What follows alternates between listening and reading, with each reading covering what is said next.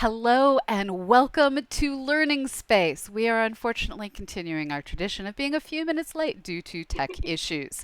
This week, we actually have a really good reason for tech issues. As you might see, I'm in a location you've never seen before. This is because I'm in the spare room where I stashed my old computer to make room for my new computer.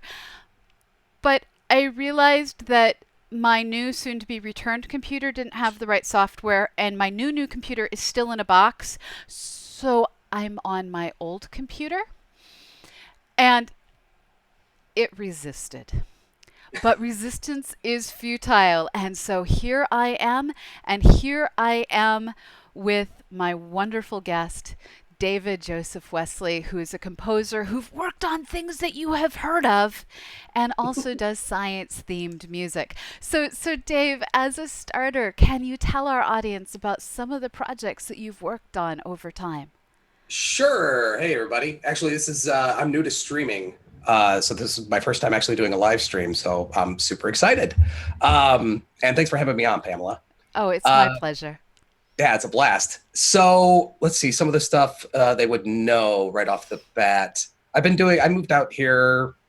I grew up in Illinois and Michigan. Moved out here in 1999, pretty much right after I finished school, and have been plugging away at it ever since. Living on lots of couches, and now I have a house, which is better. Takes about 20 years and then you start being able to feed yourself. Some of the bigger things I've worked on that people would know, I worked on Family Guy for about 4 seasons as an orchestrator. Got to work with a gigantic orchestra, and as I'm sure people who are fans of you, Pamela, are going to be fans of the guy I worked with, Yes. Ron Jones, who's he's a mentor of mine and one of my best friends. He's awesome. Yeah, Ron Jones did the music for Star Trek: The Next Generation, DuckTales, the Snorks. Any Snorks fans out there? Lots of Hanna-Barbera stuff and American Dad. And so I worked on that for a number of years with him, but that was kind of as a team member and a friend, just having fun with the orchestra and helping out. As far as my own music, I've done a bajillion movie trailers, Transformers Dark of the Moon. I just had an Incredibles 2 TV ad that was running for quite a few weeks. I saw it. I actually didn't even know I got it. I just turned on the TV and I saw the Incredibles and heard my music. I'm like, well, there you go. Um, and one of the bigger things is an unreleased video game that I still released my music for. Yes. And this I have to admit is some of my favorite music that you did. Um, and this is because the particular TV show in question has my favorite definition of the word interesting. And that definition in the first scene of the first episode is, oh my God, oh my God, we're all going to die. Yeah. So people probably caught on to what that is at this point, but yeah, it's I worked on what was going to be an incredible video game called Firefly Online, and I did all the music for it. I mean, I did a ton, and then the game got pretty much permanently stalled. There's something may happen at some point, but it's not going to be the same. A lot of the same team. Everybody's kind of gone off in different spaces. I would love, with whatever pull I have, which is probably not that much, to have it keep going and have something happen with it, because the game was going to be pretty incredible. And the stuff that I worked on, that I saw, that I was scoring, was incredible. A handful of people got to see it at Comic-Con. We showed our first, let's see, it was 2-3 years ago. We had a panel and we showed the first intro scene, and everybody was in there, the original cast. We got every single person. I think one of the only people who we didn't get, but I would have loved to have on there, was Mark Shepard as Oh, Badger. yeah. But because I'm a Supernatural fan too, huge Supernatural fan, so I love him as, the devil, basically Crowley. Uh, but we had everybody. We had absolutely everybody, and the performances were unbelievable. If you were the captain, or I'm sorry, when you picked your captain, if you Hmm. chose a male character, you could choose a male character, a female character. They had all across the board the LGBTQ everything. Like, they were trying to be really forward thinking, which is another thing I loved about the team in the game. Like, they wanted to be open and available for everybody and have it That's be awesome. something. It was incredible. Like, the character creation, you could make yourself look like anybody, anything. and lots of details with that. And if you're the male captain, your voice would be Will Wheaton, which was really awesome. Um, and so I got to meet him, and actually I went to his voiceover session, and it's a shame that his voice work hasn't gotten out there. He was awesome. He's starting to. He's doing a ton of Audible books, Oh, for and sure. He did Ready Player One, he did which, Ready Player One. He yeah, did Red Shirts by John Scalzi. right. So I want to pass on some of the comments that we're Sure. getting in from the chat. So Oh, okay. Phoenix for one says, "Hello, David." What? Hello, Phoenix. um, no, I Paranoir. told him I would. I told him I would blink Morse code if I was in trouble, and I haven't had to send any signals yet. So, Excellent, excellent. yeah. So Paranor is saying now that's a person with a really good mic. His Hey. ears over there are like some of the best out there. So yes, he Oh, has a thanks. mic. He did a sound check earlier and I couldn't hear the difference between the different settings he was trying. This guy has amazing ears. Oh, thanks. Um, so we have Desert Rat 95 made the comment, I have no video. Hello, David. I hear you. Oh, that's good. Um, so then other comments. Um, so Phoenix is asking, do we need to hire an airplane to fly over studios in SoCal with a banner? It worked for Expanse. Um, That's true. it's true. So clearly we need to Well, have banners.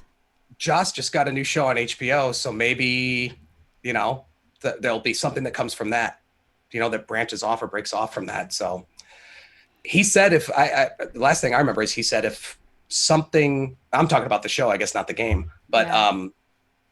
I think he would love to have something happen with it again if everything worked out. But he went through a lot of bad stuff trying to get it to work out, and Yeah.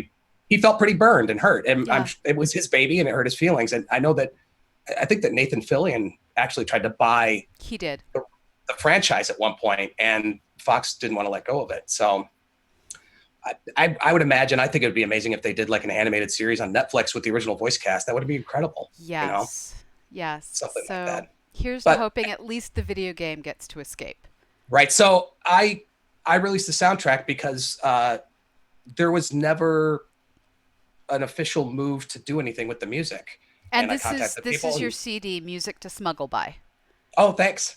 Yeah, so that's available everywhere if anybody wants to listen to it. It's all over it's any music store that you choose, including Bandcamp. Now I just got myself onto Bandcamp over the past few weeks finally, which is something I meant to do a long time ago.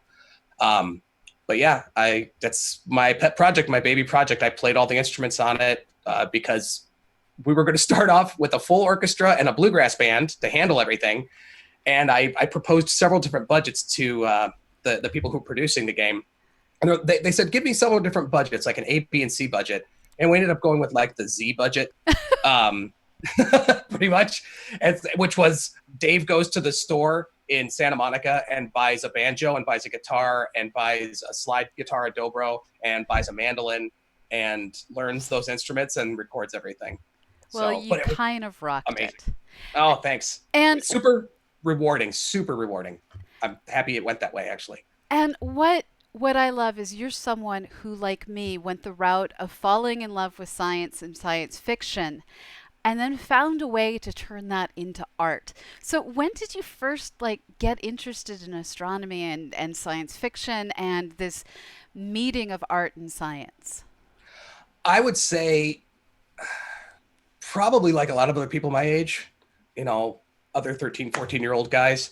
It was around, 1981, 82, with getting introduced to all the Lucas and Spielberg stuff.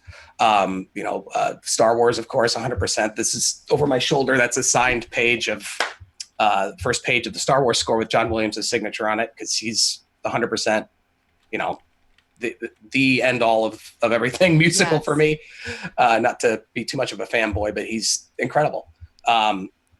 And my parents, I don't think we had HBO, but I think my parents got VHSs from neighbors or friends of the Star Wars films, and I melted them from watching them so much. That's awesome. I was watching them with, if anybody of a certain age remembers, the tracking lines that would go through when it started to fail. Yep. And our VCR had the wood siding on it. It was, and it really did. And at one point, gosh, it was in the 90s, I think, we left town for a weekend to go to a conference or something with my parents, and our water heater exploded, and we came home to, I think, a foot or a foot and a half or something of water in the basement, and the Panasonic VCR was submerged, and all we did was let it dry, and it worked. So You gotta hate Michigan summers and love the old tech. yeah, that was in Peoria. That was in Illinois. Okay. But yeah, for sure. Yeah, I mean, it was incredible. But so anyway, back to getting into that stuff. Hearing that music, um, I don't know, something about seeing the starry backgrounds in the spacecraft and hearing that sweeping music uh, still stirs me. I mean, I've got goosebumps right now just even thinking about it. Like I could never get sick of that ever, even That's remotely. amazing. And and accompanied with that, watching stuff like Nova or other shows on PBS or other science programming when I was a kid, or going to the really awesome planetarium in Peoria where I was growing up, called Lakeview Planetarium. It's not there anymore, I don't think. But I actually went often, and then I was part of a class you could take when you were little. I might have been Yeah. like 7 or 8. And you'd go on a weekend morning, and they'd open up the planetarium and say, "What season? What day do you want to see?" And you could play around with the system and feel like a little baby god with time and space in your hands. That's But that's so cool. yeah, it was awesome. And the music that I would hear in planetariums, which a lot of it was ambient electronic music. So the stirring orchestral stuff really inspired me. And the ambient electronic stuff that you'd hear on Nova or the Cosmos, the original Carl Sagan, that really got me. And the marriage of astronomy and music, they seem like inseparable to me. Yes. Along with, I think you and I have talked about this before, kind of how everything is waves. Yes. Everything is waves. Like when we're studying science, there's a lot of different waves we're studying, and that's what music is. And look at resonances in planetary orbits. Those in some way could be described as a musical relationship. Now, have you I ever think. considered trying to do, and I'd be honored to collaborate with you on something like this. Have you ever considered trying to do a literal music of the orbits that somehow deals with like the changing distances between the worlds, and I don't know, assigns each of them an instrument or something? I'm making shit up as I go. I'm an oboe player. That doesn't really help with what you do. Oh no, that's cool. And I've thought about doing that, and actually I've heard some pieces that have done that. There's a program that's on NPR or PRI. I can't remember. It's called Performance Today. It's a classical music program. It's daily. Really good. They'll just get live concerts from around the world of classical music and play them. Wow. And there was one piece, and I'm trying to remember. We'll have to look it up, and maybe you could put it in the show notes or something. There was a piece that was about orbital relationships in the solar system, and the audience would be sitting in an auditorium, and the players would memorize their parts so that they could walk around, and they would walk at the specific orbital rates for each of the bodies in the solar system. It's a recent piece too. I want to say over like the past 3 or 4 years, it was a concert piece, and it sounded really cool. So you'd get almost not only the fact that they would be moving around you, and I think the listener was supposed to be where the sun is, I'm guessing, but you would also get the Doppler effect of their motion because they're moving Yeah. around you. So with the Doppler, you get the pitch shifting, this in the same way that if there's a train coming at you and going past you, you get like the higher pitch when it's coming towards you and the lower pitch as it moves away. Well, and in a big auditorium, the time delay between the different instruments would change as well. For sure. And if you think about a big auditorium, also like if you're in the center as an audience member, and then Yeah. you've got people way over there and people way over there, and then some people on stage, it sounded cool. And I heard a recording on the radio, which I'm sure doesn't do it justice. That's not how it's supposed to be heard. It sounded amazing as a radio performance, but I bet it would be incredible in person. And I have thought about doing that for sure. So we have more questions coming in. I'm going to interrupt you with questions. Go for it. So Ask away. so Keeper of Maps asked, well, first of all, he said that he bought the piece the second he heard about it on Astronomy Cast, and he'd now like to awesome. know. So when is More Songs to Smuggle By coming out? I know I've actually had that question quite a bit. It would be awesome if More Songs to Smuggle By came out when something Firefly got made and I was on it. Fair answer. Honestly, I'm saying that selfishly as a fan because I want more Firefly to watch. Me too. Let alone working on it would be amazing. But I've thought about that, and I love playing those instruments so much. I mean, I had already played guitar and bass, so banjo wasn't a super stretch for me, but Right. I got addicted to the 5-string banjo. Um, I would love to revisit it, and that's a very real possibility. I've had the week that album came out, people are like, "More, please," and I was I, like, fair. tired, but okay. So, so, Let me rest my hands, and then so you played all the instruments on that, and Nancy Graz is asking, how many instruments do you play? how many instruments do I play? Well, I All would of them? like rephrase that because, well, I don't know about that. No, I play keyboard a lot. I don't know if this is in your view or not, but I've got a synthesizer here. I'm doing lots of electronic stuff right now, lots of synth stuff. I've got Yeah, it's there's unfortunately a some bit synth low down. stuff I sitting see on. the synth behind you and the drum set in the corner.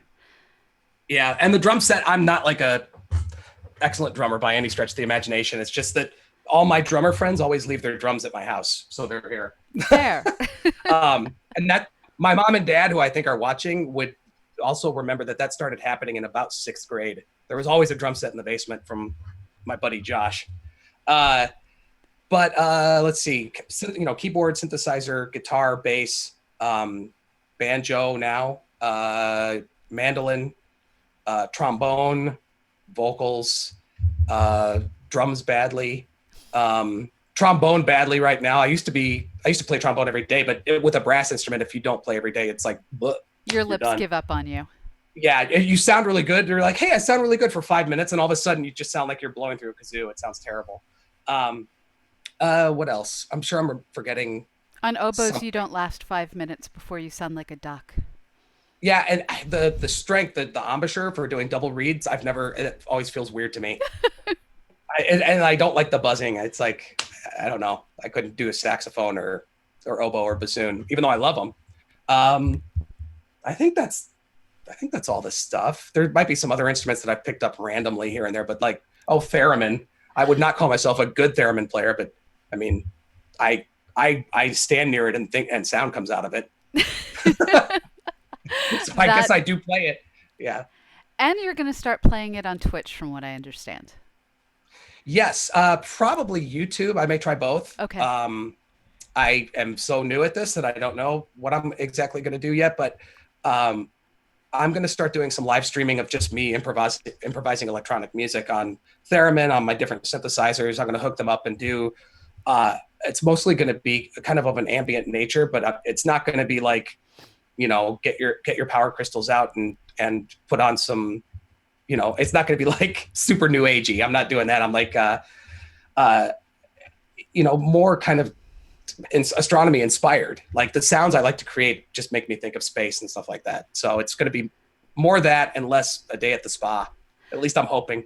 Now, bringing up space inspired, you've worked on two different pieces, one that's fully released, Zizzer, and Mm-hmm. another that the first chapter was released between you and Fraser Kane as part of the Cassini Impact grand finale.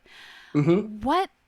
What inspires you to pick the things you choose to compose on your own that are so deeply science related?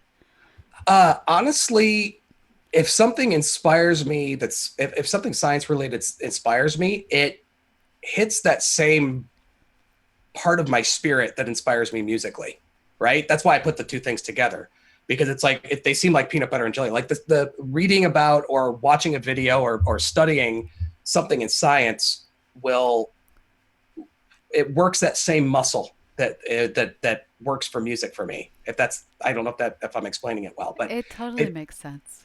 they feel like they're the same element, Um, and the Cassini thing, one, it's just an incredible. It's like basically, going out to the Saturn system that's unbelievable to me.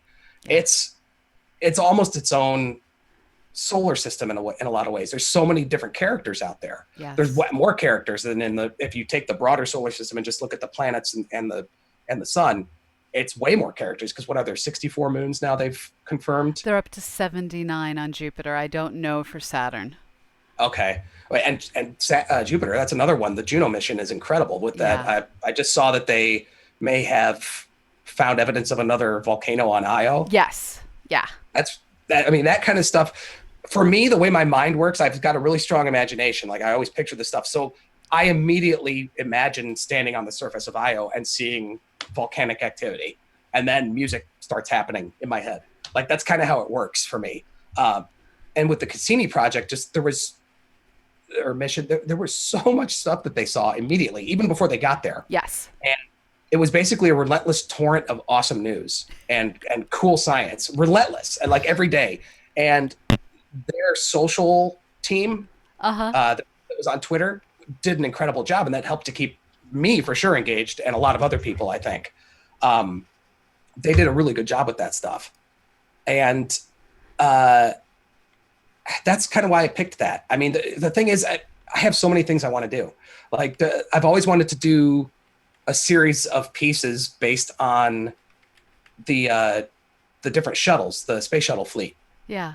And kind of tell a story of all the shuttles, and then maybe do a suite that covers all of them together, but do a separate one for each shuttle, and then do something like that. But so sorry, my computer things are speaking to me. They do that. They do that. I, for one, welcome our robotic overlords. I fear that they may do a better job governing than humans. Yeah, I'm okay with it. We were just at the aquarium store today, and right when we walked in, they had those robotic jellyfish in a tank. Oh, those are terrifying. I don't know if you've seen those. And I said, should I buy one of those, or is it going to, become Skynet? Yes. Yes. So Syzygy, you wrote that right before you saw your first solar eclipse. Right. What were you thinking? What were you hoping for as you wrote that? Well, that was a pretty crazy experience. What was I thinking? What was I hoping for? I was reading up on eclipses as much as I could and trying to picture what I would experience or what others experience. Like actually the three movements I did, the first one is shadow waves. Yeah. And I had read about the shadow waves, which I'm actually legally blind. I have some vision, but I'm legally blind. So at our site where we saw the eclipse in Southern Illinois, people at our site definitely saw the shadow waves. I don't know if people got video or were able to capture it. A few people did. And I saw absolutely nothing. So you're still doing better than me, Dave. Totality was perfect for me because I'm better in low light. So if we could live in a world with permanent totality, that would be perfect light for me. If everybody else would be okay with it. Maybe when they open that black sarcophagus, we'll all be in complete totality. Yeah. Yeah. Part of me's like, there's just some things you don't do. Yeah. Emotep will help us. He's gonna save the world. Let's see, the shadow waves, I basically was trying to picture that phenomena of maybe since you're the astronomer, you could explain the shadow waves a little bit. No, we actually have no explanation for them. But what it looks like. Oh, what it is. So what it looks like, and it's also called light snakes, which is in some ways, I think, a more descriptive term, is during the eclipse, at the moment when there's the thinnest possible crescent of sun, and you're starting to get the mountains blocking out different points in the sunlight. Something is happening that is either an interference pattern interacting with the different temperature regions in the atmosphere, or any of another number of things. That is just the best sounding example currently. Whatever is specifically happening, what you get is rapidly wiggling bright bands and dark bands of light on the ground. If you're standing on grass, they're kind of hard to see. There were a lot of people down at the Carbondale Stadium that laid out white sheets and could see them clearly on the white sheets. I was underneath a little tiny cloud that refused to let me see anything. So, a little tiny cloud with Jim Cantori, though. That was pretty fun. It's true. It's true. He's a cool dude. Yeah. I think you might have had more fun, and I want you to describe your battle versus the cloud and your. It was a pretty crazy adventure. It was epic. In fact, I came home and I wanted to remember it. Well, I already have a pretty good memory, but I was like, okay, I'm going to write a journal about this. I don't normally journal. But so we were at the what was it basically called, the science site. You were at the science site down in Carbondale. We're about 3 or 4 miles from Pamela, probably from the stadium, right? Yeah. Maybe not even that, because we heard like applause roar up at Totality, so it could have carried it, you Yeah. know. And I It think could have there was carried a site between the two of us. it. Could have been that too. Some of my friends were at the cemetery as well. Okay. That came to visit. They actually, Phoenix is my buddy saying it's tweeted me. 1.5 miles. So we have a Phoenix to the Thanks, rescue.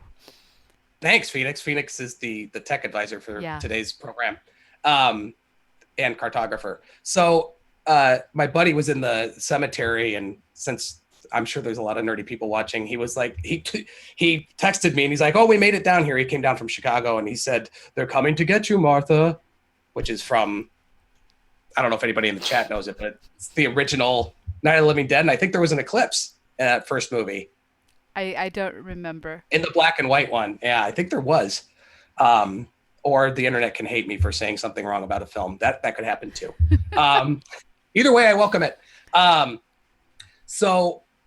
our adventure. We went to the science site. It was brutal, typical Southern Illinois. I grew up in Illinois, so I was used to it somewhat. I now live in Los Angeles in the Hollywood Hills, and we actually have heat and humidity right now. We had a random little thunderstorm come through yesterday, which everybody remarked about. You know, it almost like everybody. It's a rare thing to have a summer thunderstorm, and it was cool, but it's normally dry and warm and pleasant. Southern Illinois, it was like ear-splitting cicadas and heat and a wall of humidity. It was basically like hanging out in a pool. It felt like walking into a wall when you went from air conditioning out into the humidity. Yeah. We had a tent, and it was out in the middle of cornfields, and I'm sure that made it worse because there was no shade anywhere nearby. It was all warm air currents. But we got out there. Really cool group of people at the tent and everything. There were international scientists, people from everywhere, set up with, they had telescopes and science instruments and everything. Yeah.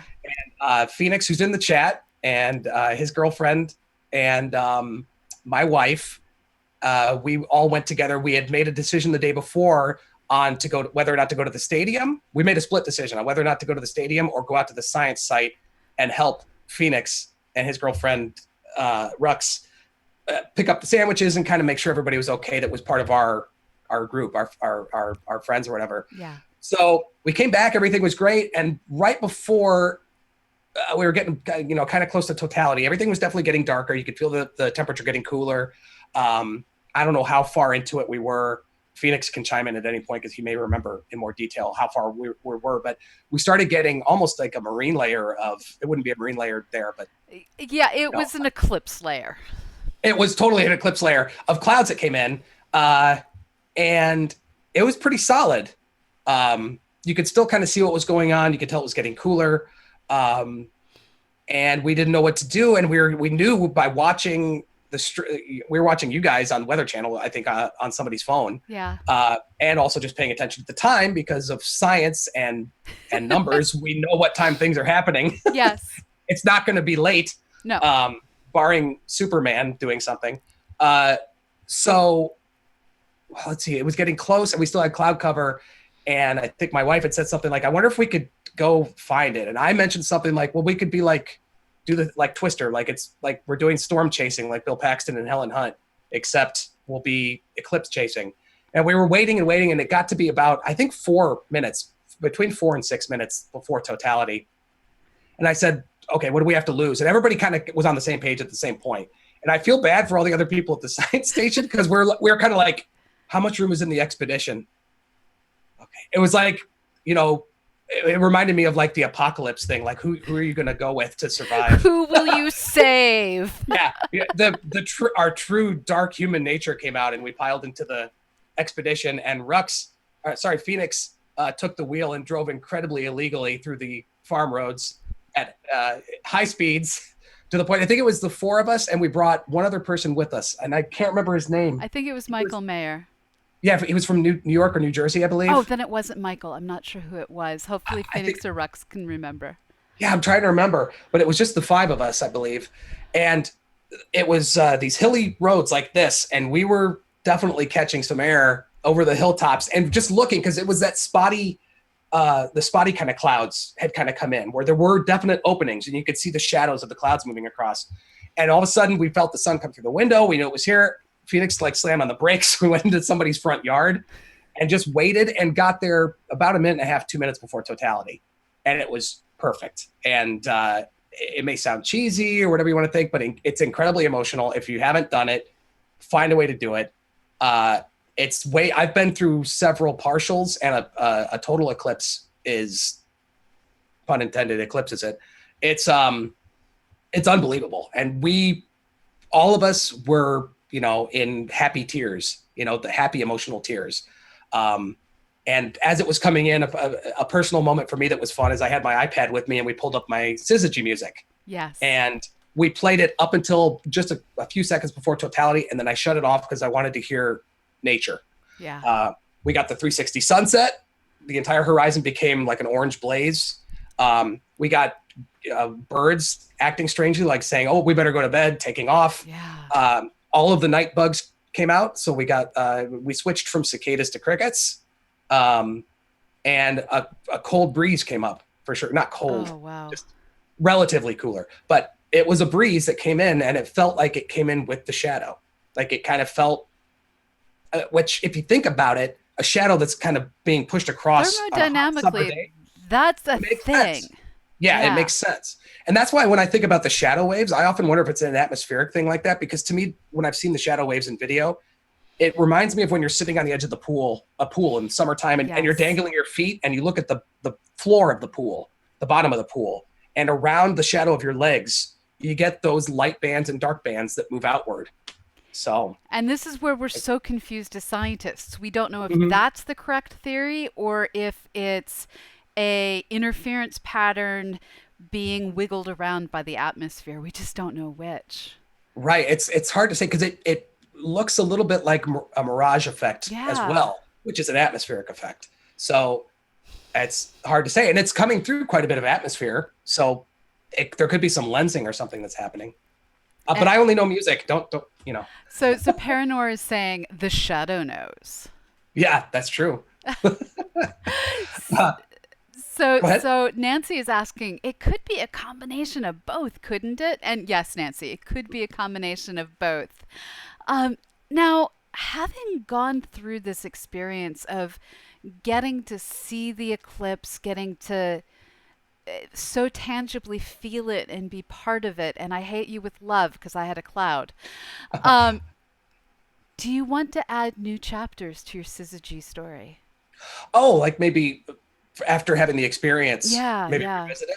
That's a really good idea. I would love to do that. We The have syzygy another one in 2024. and X marks the spot. It's going to be in the Exactly. exact same spot.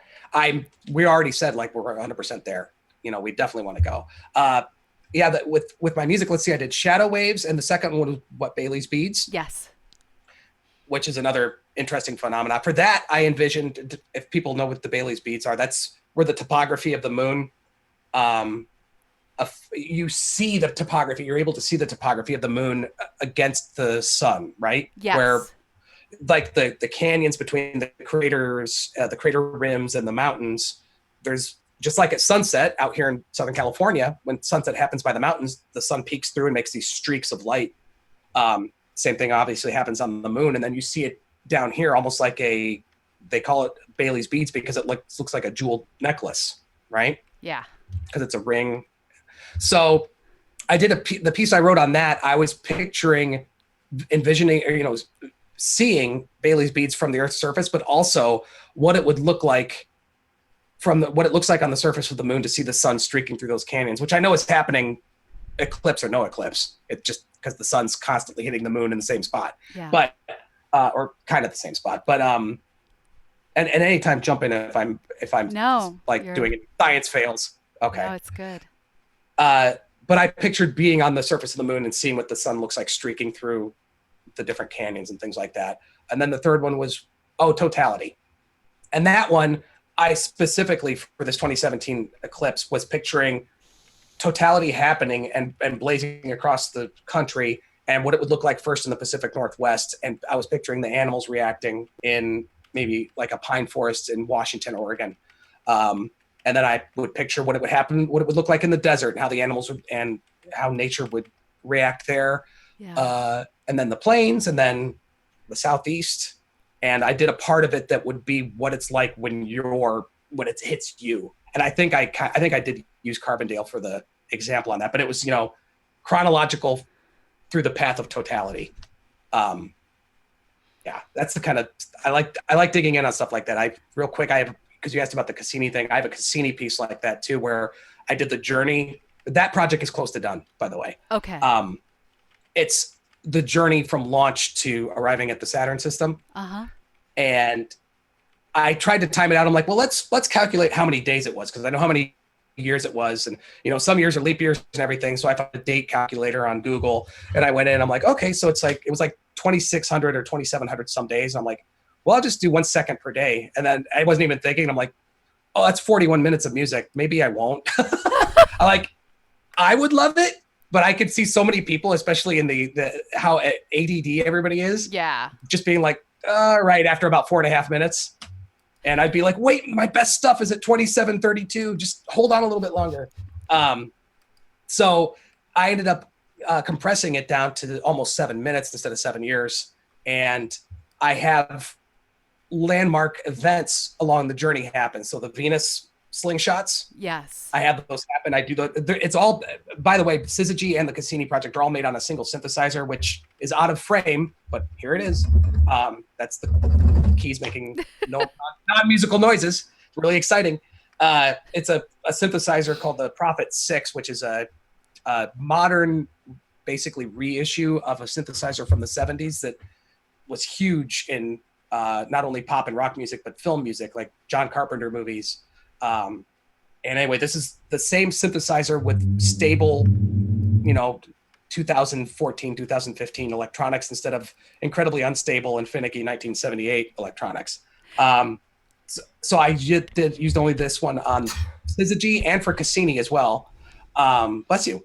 Thank you. And Yeah. Keeper of Maps is asking, Oh. is it a Moog? There is a Moog right there. I don't know if you can see it with the little Yep. dials. That little baby guy. It's not that baby. It's kind of big.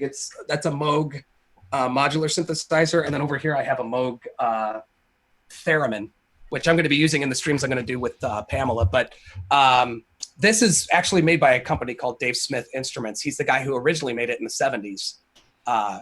It's the Dave Smith Sequential Prophet 6. Sequential Circuits was the name of his company in the 70s. But as a musical challenge, and because it's an amazing instrument, it sounds beautiful, I wanted to challenge myself to only creating the music for Syzygy and for Cassini, only using the Prophet 6. That's amazing. And including in the effects. I didn't do any mixing, nothing afterwards. It was basically like I had a tape deck that's in the form of a 2010 Mac Pro and just hit record and just played. And that's what those albums are. And it's just me being inspired with the single instrument. So anyway, I used the synthesizer to do the slingshots around Venus, the one around Earth, then the flyby of Masursky. I can't remember what that asteroid is, the one in the belt that Cassini made some observations. Oh, I can't remember either, but I remember what you're talking about. I think it's Masursky something. Masursky, lots of numbers, asteroid in the belt. And I tried to represent those flybys musically, and then the slingshot around Jupiter, and then arrival at Saturn. So, sorry, I'm really. Do you have any more? Do people have questions? Because I'm just kind of chattering away. No, this is exactly what I wanted to hear, and I'm actually going to throw something out right now and see what you have to say. Okay. So next year, Astronomy Cast becomes a teenager. We turn 13. We're celebrating our 500th anniversary episode on September 15th, 16th. And we've been using the exact same opening music for 498 episodes. And we'll use it for 499. Okay. But for 500, we're considering redoing our website, bringing things into a more teenage frame of reference. And I'm wondering if you'd like to do a new opening theme for us. Oh, I would love that. That's awesome. I would be like insanely honored. You guys are the first podcast I ever listened to. Well, I'm in love with your music to smuggle by and other of your music as well. Oh, thanks. Yeah, I thank you so much. I'm super honored. I used to listen to you guys walking around the hills here where we live, um, on one of those the white brick giant iPod. You That know, is that's cool. And just way to back in let the you day. know, we have rockets lighting up the chat as people celebrate you saying yes. Oh, that's cool. Awesome. Thanks, guys. Yeah, I would love that, and I would love if you guys gave me some creative direction on what, like, I do whatever style you guys want to do. We will totally work with you on that. And if you're interested in coming out to join us for the AC 500, my house is your house. Oh, awesome. We're already talking about that. And I was actually, I mean, Nancy's there, so she can hear this, but I nothing certain yet, but I was thinking about bringing a couple synthesizers and seeing if we could set up and just do a little improv when you're doing the painting or on its own. Yes, Possibly. We'd please. have to look at the logistics, but it'd be fun. That we can make this a thing. I can bring my theremin and stand near it and it'll make noises. So so the chat just exploded with happiness. Okay. Well, we'll take a look at our calendar. I should be able to make that work. That's Excellent. September 15th. September 15th, 16th, and like I said, you are welcome to stay in my house. I've stayed Awesome. in yours. This is not weird chat. This is No. someone who's also a real life friend. Yes. I would love that. That'd be great. And uh, yeah, that should work. I'll consult the Oracle, but I think it should be fine. Okay. So I now that we've both like caused each other's jaws to drop open more than once, I we have about 5 minutes left, and I'm wondering what you would say to a young composer out there who was also a young scientist out there and was trying to figure out how to not starve to death combining their passions.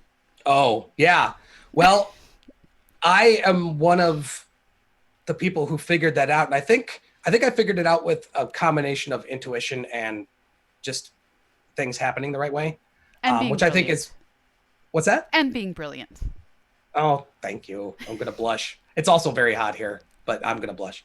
Um, uh, let's see. I did a lot of couch surfing when I moved out to LA. I moved maybe 2, 3 weeks after undergrad Uh-huh. at University of Illinois Champaign-Urbana because I was like, I had a really actually had a really successful ska punk band, and I was the lead singer and bass player for it. And everybody's like, let's move to Chicago, and I'm like, bands don't come out of Chicago. No, no. and and I knew that I wanted to do film and television music. Yeah. That's my passion. And you got to be where the work is. You really Yeah. do. Even with what we're doing right now, which you're in Southern Illinois and I'm in Los Angeles, and it's amazing. Um, with industries like tech and entertainment and stuff like that, people want to have some FaceTime with you, and Yeah. you This know, is why there's I all, do less voice work. It's because I'm not there. and if you were here and you've met my voice friends, my voice director friend and stuff like that, you would probably have like pretty steady employment with it because your narration voice is one of the best I've ever heard. Thank you. I mean, like 100%. Um, but so I moved out here with incredibly awesome supportive parents, like just unbelievably awesome.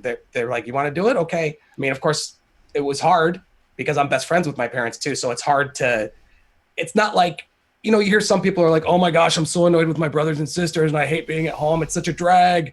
I'm going to go to the big city. Not that Peoria wasn't the big city. It was a medium city. It's an awesome place to grow up. Small Um, city. Small huh? city. Small, Yeah. cute, adorable city that has a train station. Yes, and you can destroy that train station if you play the first round of Rampage, if you remember that arcade game Yes, yes. where you could be the different monsters, and The Rock just made the movie with it. The very first stage was Peoria, Illinois, and I always felt really special when I was a kid. And I could walk around and punch through buildings as a giant ape or That's werewolf or deeply satisfying. lizard. It was really fun. No, I love Peoria. I seriously do. It was awesome. And I love all the roots I have. I also am a huge fan of LA, and I absolutely love it here. I think it's an incredible place to be.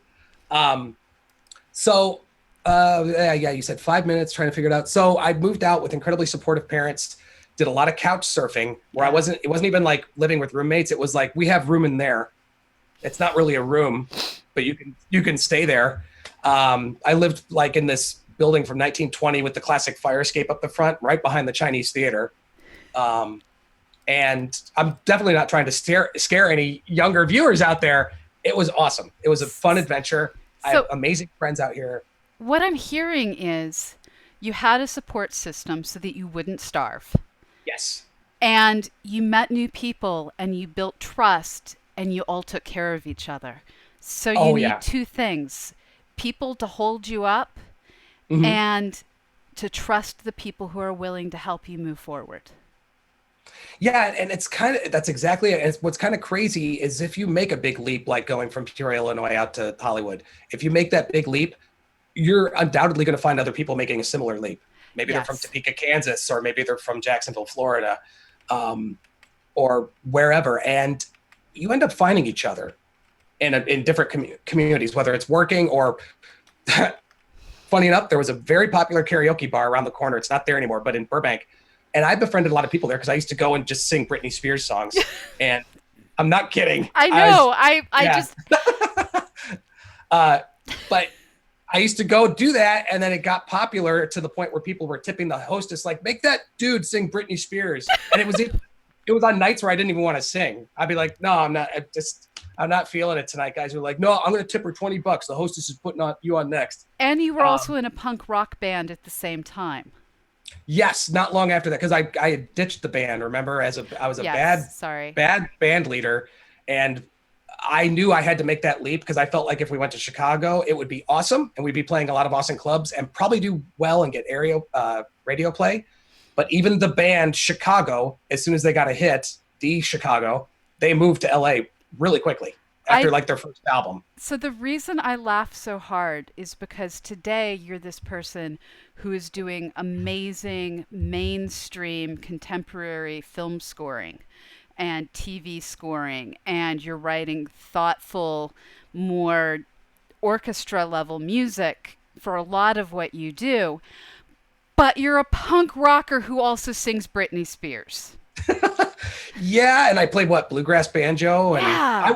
I was actually in at U of I. I was in a bluegrass band then too. That was a bunch of guys, but I played jug and upright bass, and they were called the Corn Lickers, but Liquors, the Corn Lickers.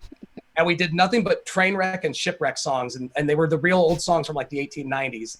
And it was a bunch of TAs from like the English and film department, and then me. And we played tractor pulls in Danville, Illinois. Like, we did it. We were living the dream. So, in the words of Astro Wise from the chat, oops, he did it again. That's the song I did. That was my song. I've got a box of tapes because they taped every performance that anybody did at that thing. I've got them on like cassette tape because the owner always like was like, "Here, have a tape."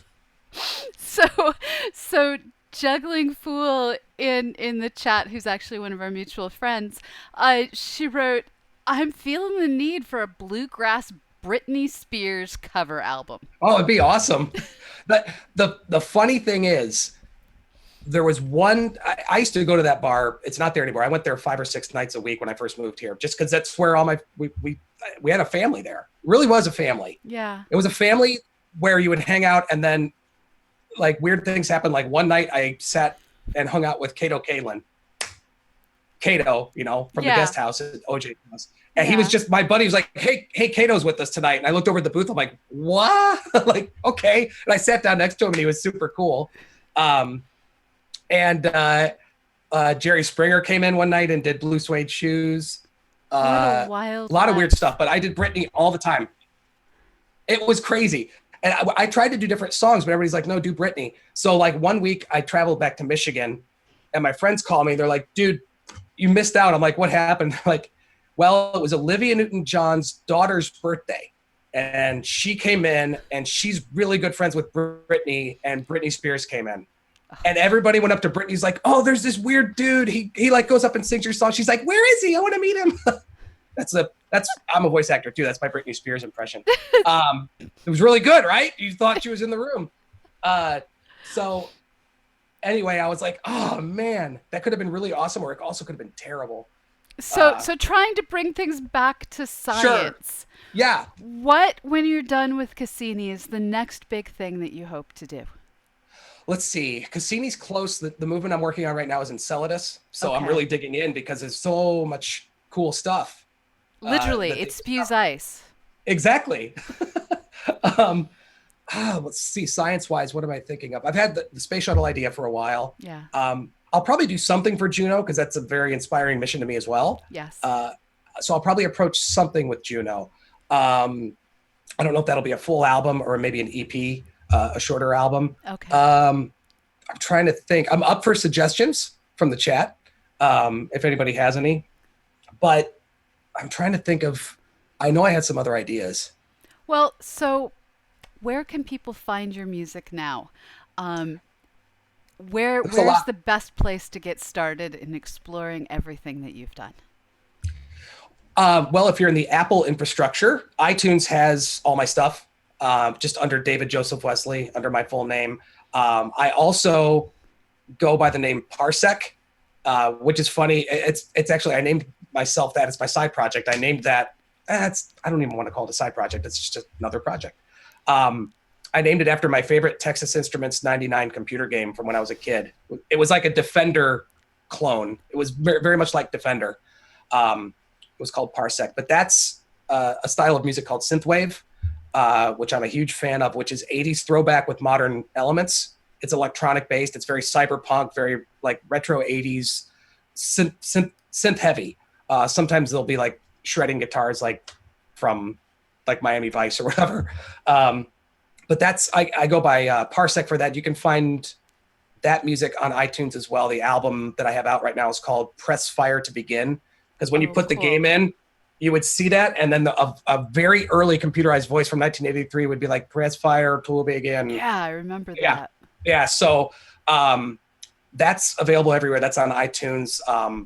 My handle isn't on there, but that's if you follow at Parsec Retro. Actually, if you go to my David Joseph Wesley Twitter account, I think I have it linked in the description in my summary. But iTunes is great. Google Play has it all.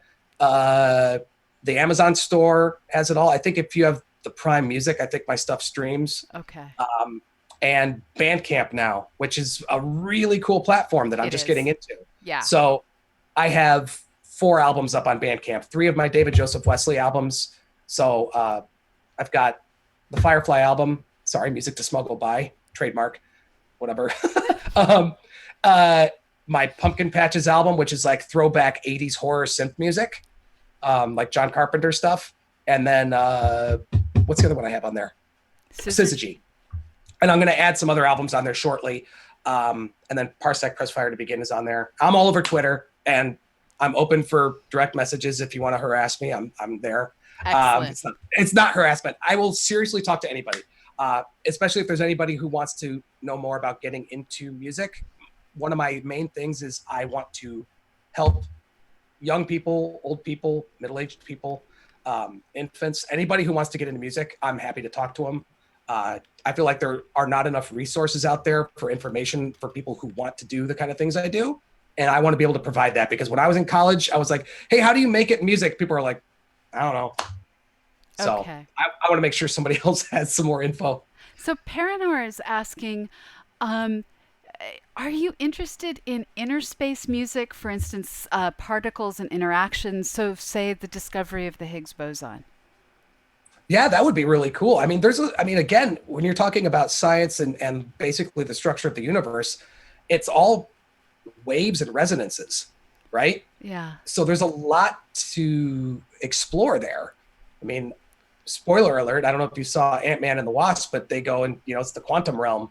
And you could probably tear that apart with your Yes. degrees. Yes.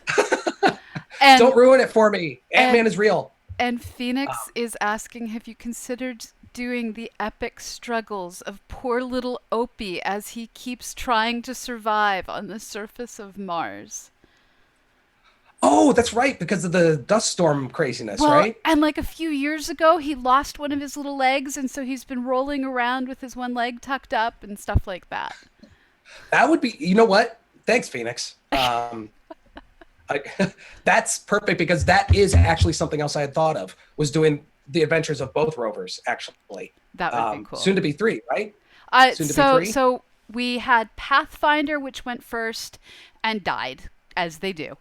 Yeah. Then we But had Pathfinder helped to save Mark Watney, though. yes. And then we had Spirit and Opportunity, where Spirit got stuck in the sand, and Opie is now in a dust storm. Curiosity is there, and Insight is a lander, not a rover, so it's more in the Right. same class as Phoenix. Speaking of Phoenix, oh, All the not Phoenixes. yeah. One of Speaking them of is Phoenix, trapped in ice, the other is in the chat. you're right. So Phoenix. Speaking of Phoenix, he was with me when we went to feel and listen to the Insight launch, but Oh, that was such a sadness. there was so much Southern California fog. He was the driver. We were knocked out in the car. And for people who are just viewing, Phoenix in the chat, he and Rux flew down from Sacramento to meet us in LA. And we drove up with my wife, Miriam. We went up to past Santa Barbara to the Mars Insight launch, and super fog. But it was one of the coolest things I've heard. I mean, it was epic. That was what's Atlas 5? I think it was. It was the big ass Rocket 10 or something, but it was awesome. And it just like, you could feel it in your chest and everything. And then we drove back the same night, and that's 2.5, 3 hours. Yeah. And the launch was at 4 a.m., like 4:10. It was at dark 30. Yeah, it was crazy. And we had Pamela, we had you honed in on Twitch for as much service as we could get. Yeah. It was kind of spotty service, but again, that's a great suggestion. I would 100%. That's a great thing to explore, because they're truly having epic adventures. Yeah. I mean, they're like a Hollywood script. And John Kernel in the chat just said something I have to pass along in reference to the idea of doing music related to particle physics. He wrote, "Quantum music. The sheet music is blank until you look at it." That's great. I like that a lot. My original name for Parsec, my synthwave alter ego, was way long, and I'm glad I went with Parsec. But it was going to be Spooky Action at a Distance, and then I shrunk it down to Spooky Action, and then I was just like, people who don't know what that is are going to be like, going to be creeped out. Yes. Yeah, like, who is this guy? Is he like some sort of stalker? Which I am, but I mean, I'm also a musician. It's my second job. But no, that would be really cool. That's a cool idea. I mean, and quantum computing is starting to get some legs, right? Yes. To the point where those little jellyfish are going to take over everything. They're going to have little quantum computer brains and destroy us all. And quadcopters and CubeSats. Yes. Well, the quadcopters were in Terminator. I know. That's the creepy thing, is the drones look identical. Like the modern drones everybody buys look identical to those. What did they call them? Somebody in the chat will know. They had a name for them, because the humans, when they ran from them, they were called like Seekers. My brain has replaced it with quadcopter. Right. But yes, our sci-fi horrors are coming true. I know. Well, Hunter Killers. The chat brought us the name. They were the Hunter Killers. Nailed it. That's exactly it. That was from Noel, who was also at the Eclipse trip. Awesome. You get the pizza party for your classroom this week.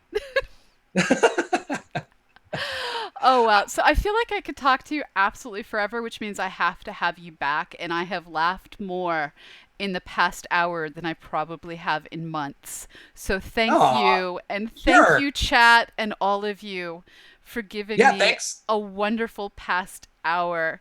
And everyone, please follow this man on, he's over there. Follow this man on Twitter and make him part of your life, and make his music something to smuggle by and science by and just enjoy life by. Oh, thank you. And my stuff is mostly NSF, or no, whatever the opposite of NSFW is. Is there an acronym for that? My Twitter feed? Your stuff is entirely PG or G.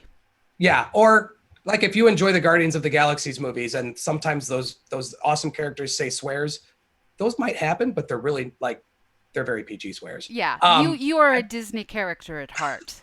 Sort of, but there was something else. Oh, speaking of which, if there is something else recent you want to see, I just did the music for Deadpool the Musical Part 2.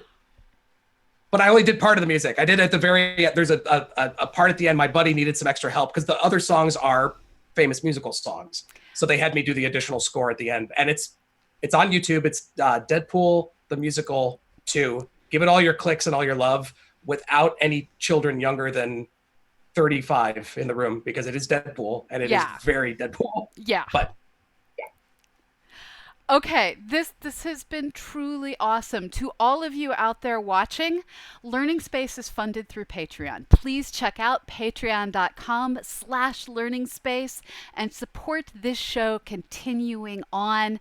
And we will work to get you awesome things to encourage you to help us carrying on. Check out David Joseph Wesley, his website, his music, his Twitter feed. And all of this is put together by CosmoQuest. So check out cosmoquest.org. We have a lot of other media productions that we put together, and all of this ends up as part of 365 Days of Astronomy. So I hope to see all of you online. Next time we bring you Learning Space, it's actually going to follow the Daily Space next Thursday, and we might just have some folks coming on to discuss their awesome plans to go to the moon, and they aren't big government. So stay tuned. Join us next week, next Thursday, directly after the Daily Space, which starts at 1 p.m. Eastern, 10 a.m. Pacific, 6 p.m. London. I'll see you all then, and I'll see you tomorrow for the Daily Space. We do it every Monday through Friday, and we put science in your brain. So wherever you are in the world, have a fabulous morning, evening, or afternoon, and I'll see you on the other side. Bye-bye. thanks, Pamela.